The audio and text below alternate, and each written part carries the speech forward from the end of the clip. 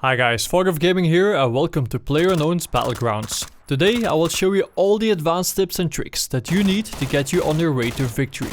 No more losing, only winning. You can mess with people's minds when you have a silencer. If a guy is hiding behind a tree, then shoot a tree, but aim at the left side of that tree. The guy will think that the enemy has a shot on him from that side, so he will move to the right side of that tree, giving you a perfect shot. He will expose himself, thinking that he is in cover. Even your very last opponent will fall for that trick. All of this has to do with how the sound works in Battlegrounds, but that is for another video. Speaking about sound, if you played Sniper Elite for example, then you know that you can use other sounds, for example the sound of an approaching airplane, to mask your own footsteps. This would be a perfect time to launch your attack.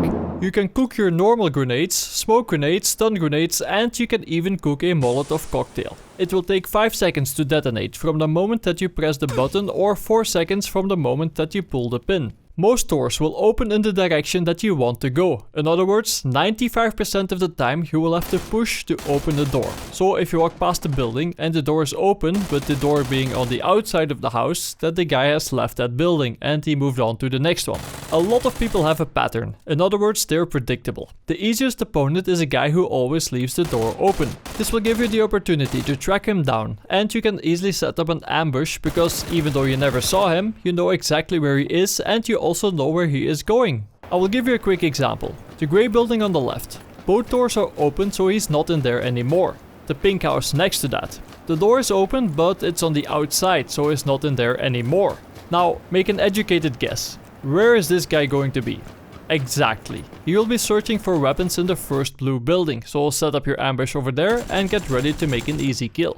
Also check the door hinges when you decide to stay in the same spot for a short period of time. It's a good idea to relocate to a place that gives you a great view of the surrounding area, but that also gives you cover if an enemy is sneaking up to you. He will have to push to open the door, so make sure that when he opens that door, that you are hiding in the spot behind that open door. That way you can protect yourself from a sneaky bastard who made a silent approach.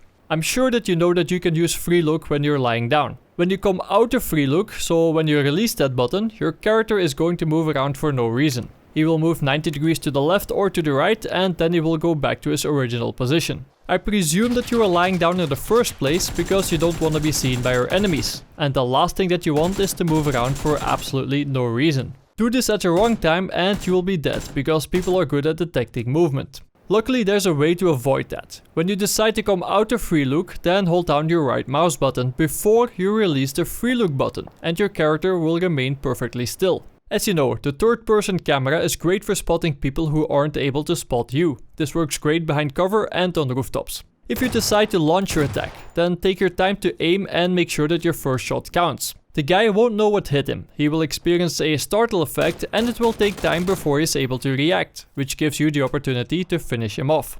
The third-person camera is great for luring your enemies out in the open. If you prefer single fire, then shoot slowly when you're still acquiring your target, and shoot as fast as possible as soon as you're hitting your target. It will make it easier for you to control your aim and it will allow you to kill faster. Some people swear by using single fire all the time and other people will always select full auto. Try to do both and adjust it according to the situation. Full auto is great for close range firefights, but it will mess up your aim at further ranges. So in that case, select single fire. It doesn't mean that you can't kill with single fire in a close range firefight, but it might be a little bit more difficult than if you were using full auto. If you change the camera from your right shoulder to your left shoulder, then you'll be able to see more on that side. That way you can use the outside of your view to track your enemy. In other words, you'll be able to see him, but he won't be able to see you. Just for info, the range of the shotguns is much larger than what you might think, so don't hesitate to pull the trigger when you think that the distance might be too big, because most of the time it's not.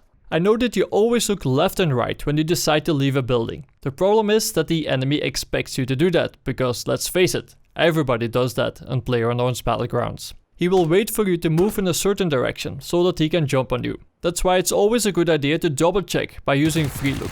You would be surprised of what you can see sometimes. No matter how close you sit to a window, it will always limit your ability to spot enemy movement. They are dirty and they have scratches, so get rid of them as soon as possible. The frying pan is a great tool for the job, but if you know that you're alone, then just shoot them out. I'm sure that you can spare the ammo. The developers of PlayerUnknown's Battlegrounds put in a lot of work making the weapons look and feel realistic. I don't want to state the obvious, but your scope is attached on top of your weapon. This does not mean that if you're crouching near a window and your scope can clearly see your enemy, that your bullet will also hit that target. The window frame might still be blocking your shot even though you can't see that red indicator that tells you that you will hit the wall. You can use a shotgun or any other weapon to aggressively shoot out the door, and you can do the same with a grenade. In the very end of the game, the map does not get any smaller anymore. In other words, you will have all the time in the world to figure out how to win. If you're driving the buggy, then never waste time searching for the perfect parking spot. This thing is loud, and I heard this guy from the other side of the school. You're basically saying, "Here I am, please kill me." Just abandon your vehicle at a safe distance away from a building and your chances of survival will increase dramatically. The same goes for boats. It's better to jump out at a safe distance from the beach and to swim the rest of the way than to alert an enemy who happens to be running around near the cliffs. If you have a car, then do not hesitate to use it as a weapon. A silent approach is best, so try to keep a constant speed. This will keep the noise level down. When you get closer and the time is right, then floor it and use the speed boost. It will warn the enemy, but it will also create a startle effect, which will keep him stationary for long enough so that you can easily kill him. The car is also a great weapon in the very early stages of the game, but I really don't know why this guy didn't kill me. I'm sure that you will do better than that. Instead of running across the bridge and exposing yourself to approaching vehicles, it might be a better idea to swim across. It might take longer, but at least you can remain hidden. If you aim down, then you will dive. Just keep an eye on your lungs. Resurface as soon as you're running out of air and stop moving for a second so that you can recover. You can also hold your breath if you press the shift key when you aim down sights. This will give the usual benefits. The same principle applies here, so don't sprint after holding your breath, because you won't be able to recover. If you want to move fast, but you still want to keep a low profile, then try running in shallow water. It's faster than swimming and you will still be able to fight back. In the early stages of the game, a lot of people are going to die. These are the guys that landed very close to other players. I kept track of some of the stats and the timings. Keep in mind that everything can vary depending on the airplane's trajectory and on how many go to a certain place. We don't have a proper in-game timer, so we will use the play area timer instead. The first circle has a 5-minute countdown, and the main thing that I noticed is that the first 20 people will die in the first minute of that countdown. It will take another 2 minutes before 10 more people will lose their chance of that chicken dinner. There is a reason why I'm telling you all of this. It's very unlikely that people are going to move away from their landing zone in the first few minutes of the game, because they are still gathering their weapons and equipment. If you are the only one landing in a certain area, then you should be safe in the beginning, but not for long, of course. The moment that you should start worrying about other people leaving their own landing zone and possibly moving into yours is when you see about 70 players alive in the top right corner. This is a ballpark figure and it will vary, but it's a good time to go from your equipment gathering mode, which is loud and fast, to a more stealthy approach so that you can hear the other players who are getting close to you. It will be easy to kill these guys because you know that they are there, but they have absolutely no clue that they are being hunted. While you're here, why not check out one of these videos? And by the way guys, the YouTube likes and shares are very helpful to me. If you think that this video is worthy, would you mind taking a moment to like this video and to share it with all your buddies? This was Fog of Gaming, thanks for watching, and I will see you in Battlegrounds.